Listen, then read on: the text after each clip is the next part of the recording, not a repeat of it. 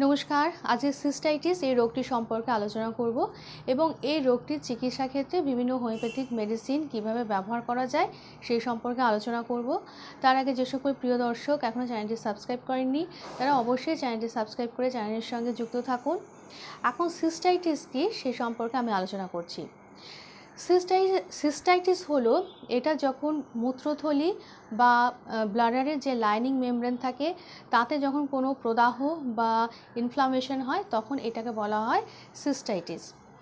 সিস্টাইটিসের যে লক্ষণগুলো দেখা যায়, এক্ষেত্রে দেখা যায় যে রোগী যখন ইউরিন করে, এই ইউরিনে যায় তখন প্রচণ্ড ব্যথা যন্ত্রণা হয় এবং ইউরিনের প্রচণ্ড বেগ থাকে, অথচ ইউরিন খুব সামান্য পরিমাণে পাস করে এবং ইউরিনে ব্লাড থাকে, ইউরিন ঘোলাটে হয়, ইউরিনে বাজে গন্ধ থাকে এবং লোয়ার অ্যাবডোমেনে সবসময় একটা ভারী বোধ, একটা চাপ বোধ এগুলো হতে দেখা যায়।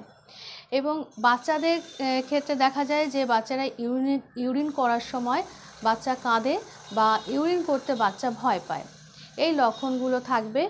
এবং এই যে ইউরিনের সময় যে ব্যথা বা লোয়ার অ্যাবডোমেনে যে ব্যথা, এগুলো প্রথম দিকে কম থাকে, কিন্তু যত দিন যায় এই ব্যথা কিন্তু আস্তে আস্তে বাড়তে থাকে এবং সাংঘাতিক ব্যথা হয় এবং এই ব্যথাটা ইউরেথ্রা বরাবর ব্যথা শুরু হয়ে এটা ব্লাডারে পৌঁছে যায়। এছাড়া পেলভিক ডিসকমফোর্ট হতে দেখা যায় এবং এর ফলে দেখা যায় যে কোমরে এবং তার আশেপাশের জায়গাগুলোতে ব্যথা এবং অস্বস্তি বোধ সবসময় থাকে এবং ইউরিন হাইলি অ্যাসিডিক হয়ে যায় বা ইউরিন হাইলি অ্যালকালাইন হয়, অর্থাৎ ক্ষারকীয় এরকম ধরনের ইউরিন হয়। এখন সিস্টাইটিস এই রোগটির কারণ কি? এর প্রথম কারণ বলা যায় যে এটা সাধারণত এটা ব্যাকটেরিয়াল ইনফেকশনের কারণে হয় এবং বিভিন্ন ধরনের ব্যাকটেরিয়ার কারণেই হতে পারে, কিন্তু সাধারণত যে ব্যাকটেরিয়া সেটা হচ্ছে ইকোলাই ব্যাকটেরিয়ার সংক্রমণের কারণে কিন্তু এটা হয়। এছাড়া বাচ্চাদের ক্ষেত্রে ওয়ার্ম ইনফেস্টেশন বা কৃমির সংক্রমণ যদি হয় তার থেকে এই সিস্টাইটিস এই রোগটা হতে পারে। আবার কিছু কিছু ক্ষেত্রে, এটা রেয়ার কেসে দেখা যায় যে বাচ্চাদের ক্ষেত্রে যদি ইউরেথ্রা দিয়ে ব্লাডারে কোনো যদি ফরেন পার্টিকেল যদি কিছু ঢুকে যায় তাহলে তার থেকেও কিন্তু সিস্টাইটিস এই রোগটি আসতে পারে।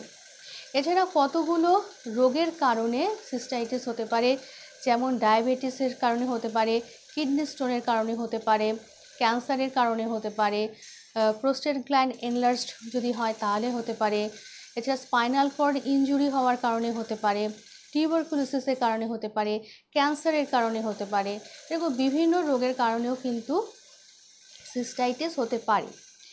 ক্যান্সার রোগের চিকিৎসায় যখন কেমোথেরাপি দেওয়া হয় এবং সে সময় যে মেডিসিনগুলো ইউজ করা হয় তার থেকেও কিন্তু ব্লাডারের ইনফ্লামেশন হয়েও কিন্তু সিস্টাইটিস হতে পারে।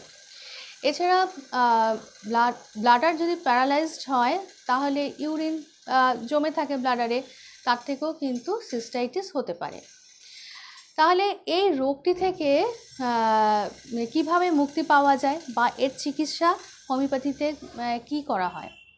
হোমিওপ্যাথিতে বিভিন্ন মেডিসিন লক্ষণ অনুসারে পেশেন্টের বা রোগীর লক্ষণ অনুসারে বিভিন্ন মেডিসিন আসতে পারে, যেমন aconitum napellus, apis mellifica, phosphorus, belladonna, মার্কর, এই মেডিসিনগুলো আসতে পারে। ক্যান্থারিস আসতে পারে, টেরিবেনথিনা এই মেডিসিনটা আসতে পারে, ফেরাম ফসফরিকাম আসতে পারে।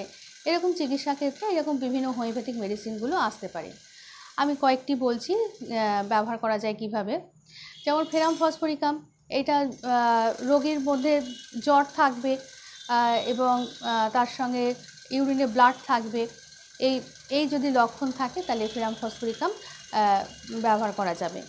এমনিতেও যে এই সিস্টাইটিস এই রোগটিতে কিন্তু বেশিরভাগ ক্ষেত্রেই লো গ্রেড ফিভার হতে দেখা যায়, সমস্ত ক্ষেত্রেই কিন্তু একটু ফিভারটা থাকবে, কিন্তু এই ফেরাম ফসফরিকাম বিশেষ করে সেই কারণে ফেরাম ফসফরিকাম এটা দেওয়া যাবে আর এটা সঙ্গে ব্লাড যখন ইউরিনে থাকবে খুব ভালো কাজ করবে। এছাড়া ক্যান্থারিস এই মেডিসিনটা খুব ভালো কাজ করে, যেখানে দেখা যায় যে ইউরিনের সময় প্রচণ্ড ব্যথা যন্ত্রণা থাকবে, প্রচণ্ড ইউরিনের বেগ থাকবে, অথচ খুব সামান্য পরিমাণে ইউরিন হবে এবং ইউরিনে ব্লাড থাকবে। এই ধরনের সমস্যা যখন থাকবে সেক্ষেত্রে ক্যান্থারিস খুব ভালো কাজ করবে। এছাড়া আরেকটা মেডিসিন হচ্ছে মার্কর।